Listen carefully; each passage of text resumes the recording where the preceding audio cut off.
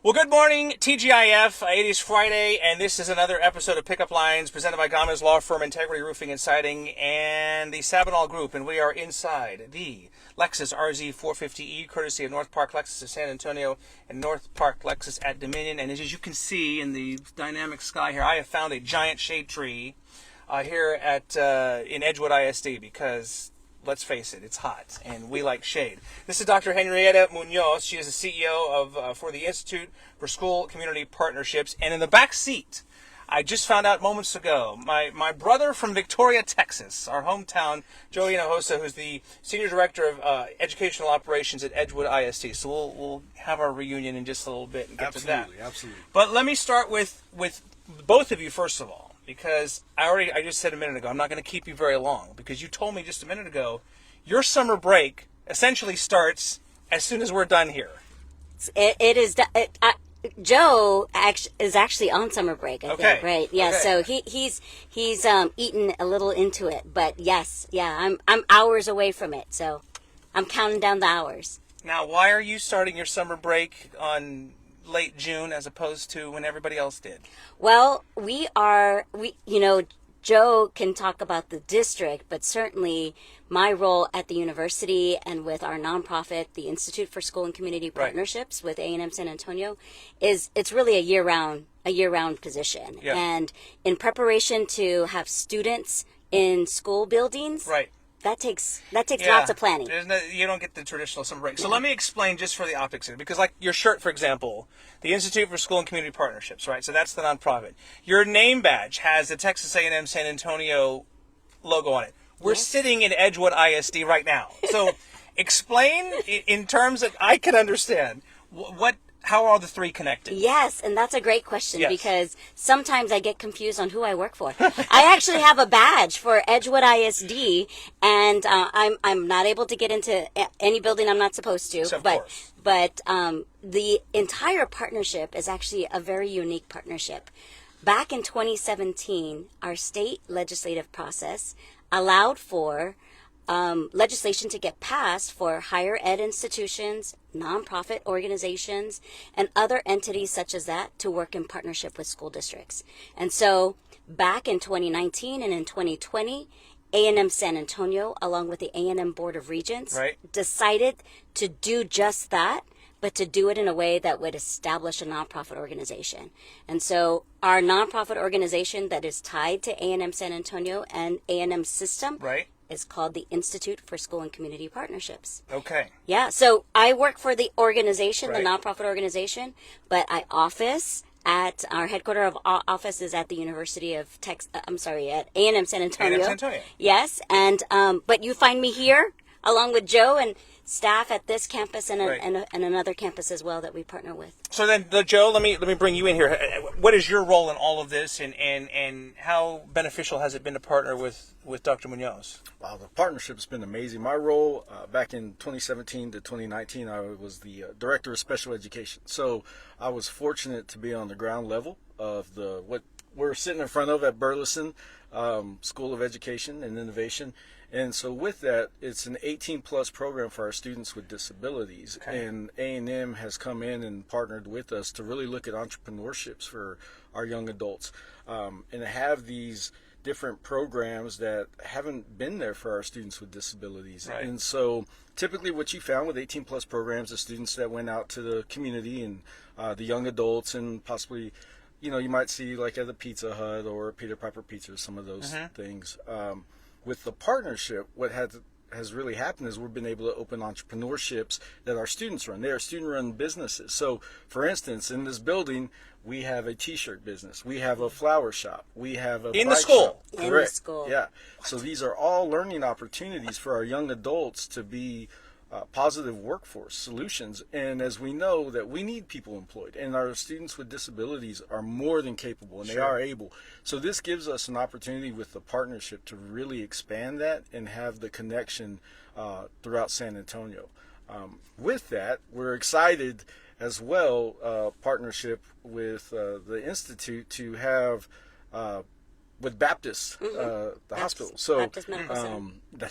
That's another opportunity that we have coming up. So this has just been a growing endeavor, and it just is going to continue to grow. And really, it's about our community and our students within the San Antonio community, and specifically here in Edgewood. I love this. So, I'm not going to lie. I mean, I'm hearing some of these things for the first time and thinking to myself, did this exist before, or do other districts? I mean, there are a number of districts around San Antonio. Does something similar like this exist in other places? So the state of Texas does require public school systems to offer different type of programming or extended programming to students with special needs that are either graduating and need additional services beyond high school graduation. So that is a requirement, but the interpretation of that across the state of Texas varies. Yeah. I will say there are some programs here in San Antonio that offer similar type of programming, but the one here in Edgewood has this uniqueness. In fact, we've had people,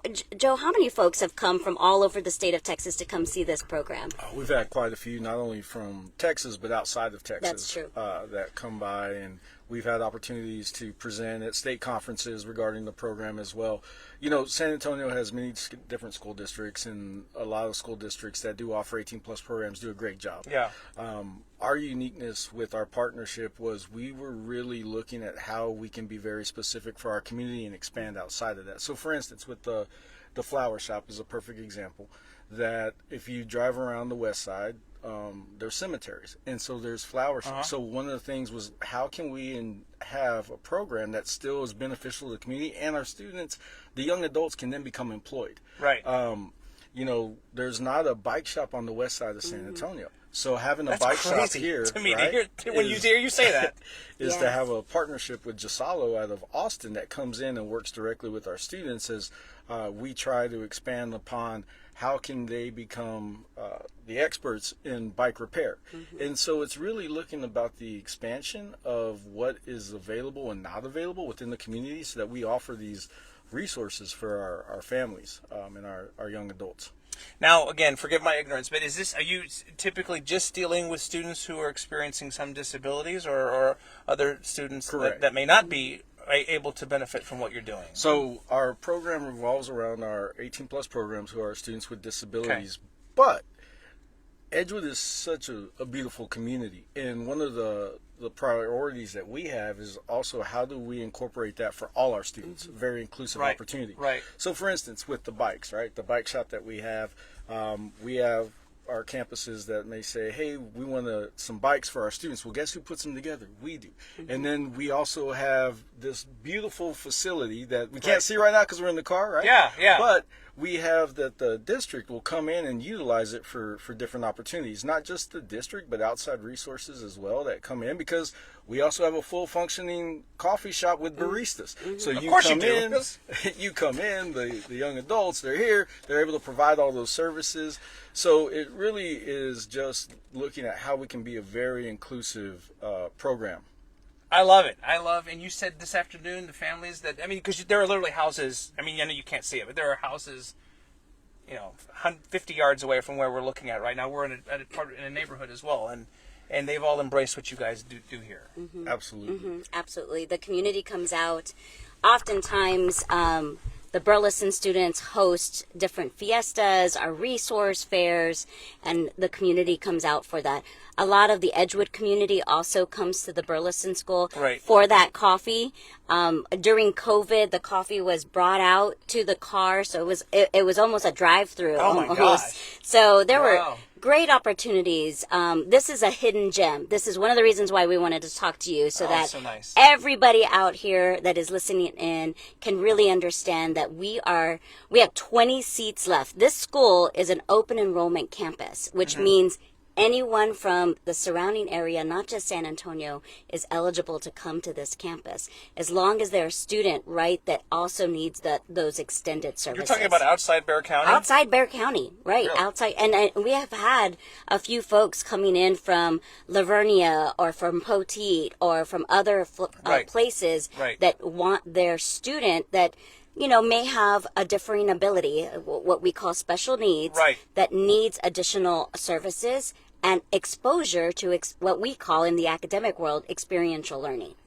Which is that learning that allows for somebody to build up their confidence, build up their skill set, and then get employed somewhere. Life skills. I mean, that's Absolutely. and I have 3 teenagers at home, and we've had this conversation so many times that, man, I wish, in Victoria. I mean, no disrespect to our educators back in the day in the 80s and 90s, but I wish I could have had more life skills and that kind of stuff back then. Absolutely. And they're getting all that and making T-shirts and bikes and Yes. coffee and stuff here at the same time. There are about 6 different what we like to call it, student-led micro enterprises on the campus. And those students initially get exposure to those. They do real-time work into that. As Joe just mentioned, right, they're baristas. Yes. They're florists because they're learning how to put together flower arrangements. We have oftentimes different newscasters come up over here to do a special segment on the floral arrangements, especially during Valentine's Day. So that happens here. The students get that exposure, and then students are oftentimes exposed and have the opportunity for apprenticeships. So if for example, I needed flowers, let's just say Valentine, or I'm in the doghouse or something, whatever, Right. and I need flowers, can I just come and Yes. I can come here to Burleson and Yes. get fresh flowers? You could order online. What? and Apple Pay or use your credit card.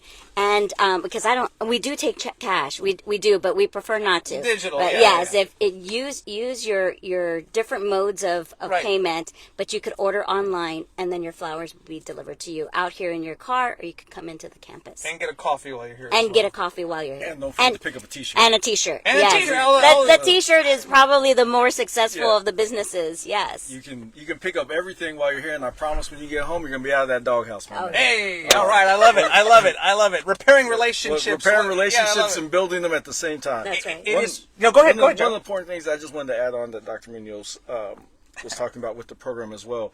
The importance of also the partnership with A&M is it gives our students the exposure as well, because we've talked about entrepreneurships, businesses, and employment. We have students too that may want to experience higher learning. And with that is the partnership, the ability to give our students the exposure at the university as well. And so it's taking what traditional 18-plus programs of employment have been and then saying, why aren't our students with disabilities also having the opportunity to have what everyone else has, to go to an institution of higher learning and get that exposure and look at what those programs may offer. So it's really looking at that partnership and expanding upon what we've already been able to create and looking and taking it even further to meet the needs of our students.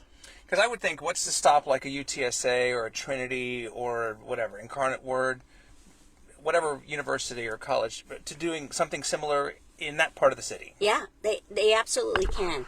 In fact, we've had a few of those universities come and visit. I know that the Alamo Colleges district is also interested in partnering up and making sure that students, right? Students oftentimes with disabilities sometimes get, have the education space and then they stay home.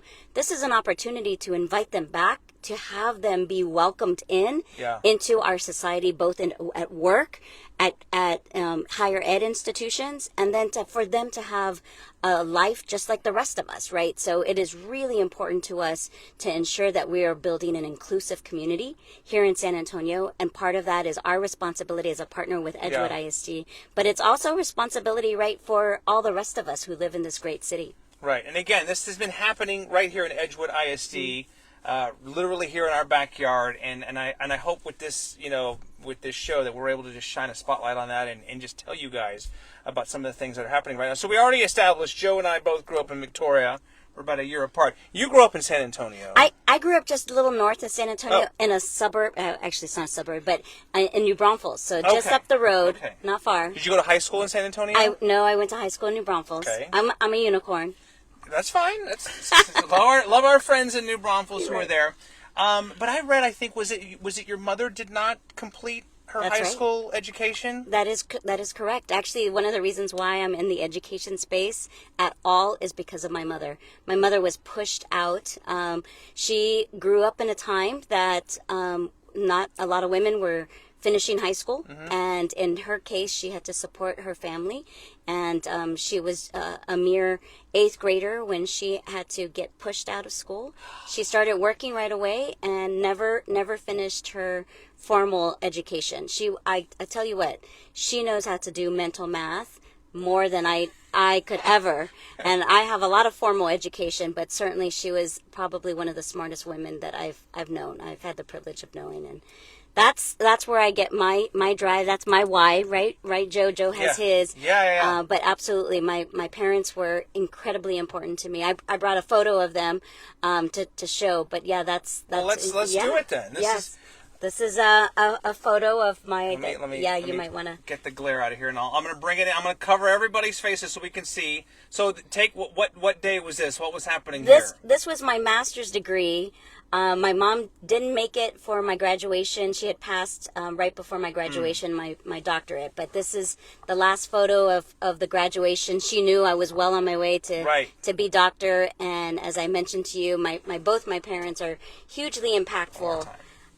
Hugely impactful in my life, in my career choices, and that's a picture of us at graduation day. God bless her. But did she live long enough to see you do some pretty cool things? Oh yes, and she's been gone for about 18 years, so I've been in San Antonio for over 25, and all the things I think that she sees now, up afar. Amen. She is probably super proud.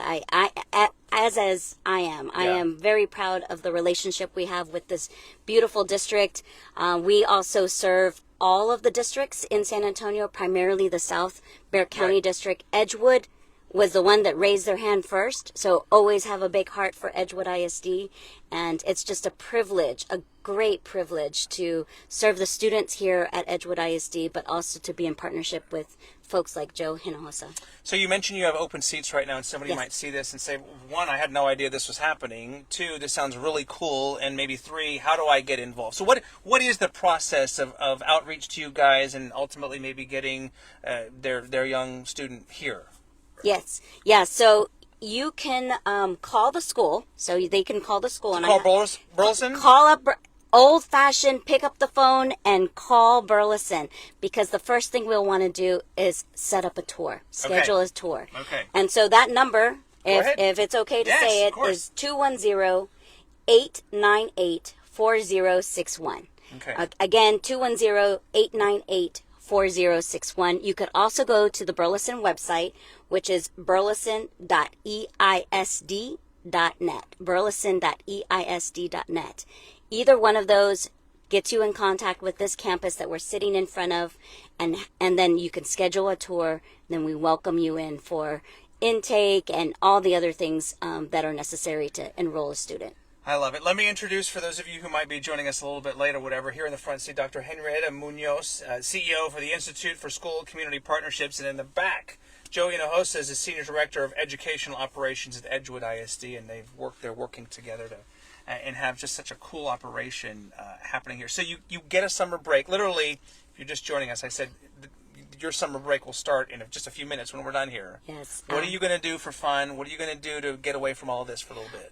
I'm going to the beach first, and then to the mountains, to Colorado. Oh. So yes. So just a couple of different places, but most days I have a little one. Joe knows this. I have a little one, and we do a lot of staycations. Yeah. And this summer we decided to do a little bit more outside of the state of Texas. So good for you. And I know, Joe, you were saying you got a hockey player at your house, and you have big summer plans. Well, I got a week off, so as soon as we get out of here, go back home, pack up the family, and head to the beach as well. When we come back home, just a little bit of downtime, a little bit of staycation, as Dr. Muñoz was saying as well. Yeah. And just enjoy the beautiful city. Try to stay a little bit out of this heat. So I know. The benefit of having a hockey player son is I get to spend some time in the ice rink. But yeah, that's the plan. Well, I'll keep you just a couple more minutes here, because I know you guys are eager to get to your summer break and everything. So, did you spend time in a traditional classroom setting as a teacher once upon a time? I actually did all of my teaching in higher ed. Okay. So I was a student. My doctorate program was at UTSA, and for many years, I think I counted close to 10 10 years or so, I was adjuncting at UTSA, and I actually taught 2 teachers. So students that were in our educational programs at UTSA ran through my class, and Yeah. I've had many students in San Antonio. So very grateful for that. I did some adjunct teaching as well at A&M-San Antonio. Yeah. A lot of my staff are faculty at A&M-San Antonio as well. So it's a really interesting and nice partnership, right? To have faculty and college level students at schools like what we're seeing here at Burleson, but also at other more traditional campuses. That is important for the education workforce to get exposure to that. If a college student is looking to be a teacher, they really need to understand what that call is for, right? What are they going to be exposed to? How do they get a mentor teacher? Right. How do they understand what to do in the classroom? And so bridging a college level student and bringing them, we call them teacher residencies or clinical teachers. In the day, we used to call them student teachers, right? But being able to do that more and more, especially with partner campuses like that, is super important. And A&M San Antonio pays the salaries of the teachers, right? The student teachers. Actually, the district does. Oh, okay. The district has some money. Okay. We could use some more. Anyone out Always, there? yes. Always, you could use some more money, right, to ensure that students have the ability to afford being able to do that student teaching, but also keep up with their studies at whatever university they're at or college. Yeah. It's just so cool. I've done, in the course of doing some of these shows, I have seen partnerships where local colleges, universities are working with high schools or middle schools, and I just think it's so invaluable. Yes, absolutely. We have 20 seats here for folks in San Antonio or in the surrounding Or beyond. You don't have to be a San Antonio resident to enroll here at the Burleson School, but Edgewood ISD obviously has some amazing schools in the district, and so please take a look at the website for Edgewood ISD as well. Right. Well, you guys have a website too, I should Yes. mention. It's theinstitutesa.org, and I'll make sure, she mentioned the phone number and everything, I'll make sure that all of this is on here later on. But theinstitutesa.org.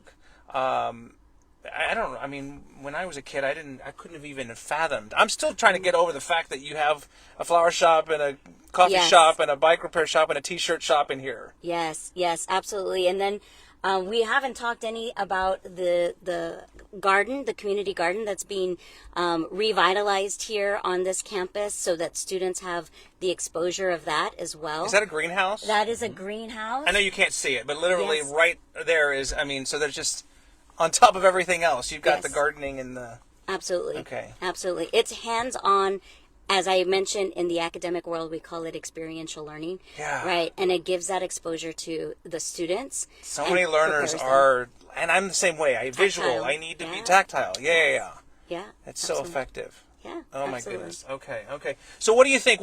Joe? What does the future hold? I mean, will more universities, or I don't know, maybe A&M San Antonio, will this just continue to grow? Do you think, and maybe more in Edgewood or in other districts? Yeah, I believe it will. I believe transition in Texas is very big. Universities are coming on board as well, looking at the programs that they have for students with disabilities, and that's great. The more opportunities that we have across our great state for our students with disabilities to have the higher learning is super important. I'm proud of the work that we're doing here in Edgewood ISD with our partnership of being on the ground floor, of really looking at this and expanding upon it. It's been a wonderful partnership. I think it's only going to grow. One thing I really enjoy about working with Dr. Muñoz is sometimes I have some crazy ideas I might throw out there of like, hey, can we try this? What do you guys think? And they have not told me no yet. But at the same time, I also work with wonderful people around the district. And our district is amazing in the way that ideas that you have, you can share. And we have a great board and superintendent that supports us and allows us to really just expand our horizons, because at the end of the day, what's best for kids? Not only our students here at Burleson, but within our Edgewood School District. And I just think the sky's the limit for our district, and specifically for our 18-plus program. So, well, we're like you excited. said, kudos to the superintendent, the leadership at Edgewood and at A&M San Antonio for seeing this and at least being open to the opportunity, because I think people are going to hear this and it's going to sound different.